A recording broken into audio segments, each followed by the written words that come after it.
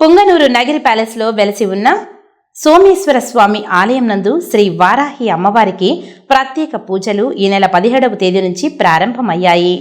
అమ్మవారి పూజ కార్యక్రమం వరుసగా 9 రోజుల పాటు ఘనంగా నిర్వహించడం జరుగుతుంది. మొదటి రోజు పూజా కార్యక్రమంలో మహిళలు వందలాది మంది భక్తులతో అమ్మవారికి ప్రత్యేక పూజలు ప్రారంభించారు. మన పురాణాల ప్రకారం శక్తికి ఉన్న 7 ప్రతిరూపాలే సమస్త మాతృకలు.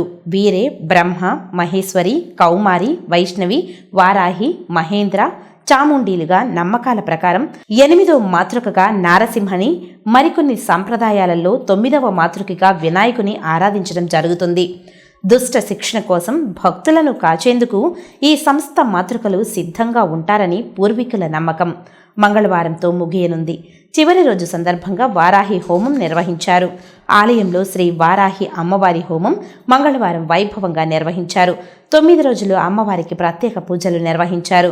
భక్తులు వారాహి అమ్మవారికి ఉపవాసాలతో భక్తి శ్రద్ధలతో ప్రత్యేక పూజలు చేసిన అనంతరం భక్తులకు ఆలయ కమిటీ ఆధ్వర్యంలో అన్నదానం చేపట్టారు.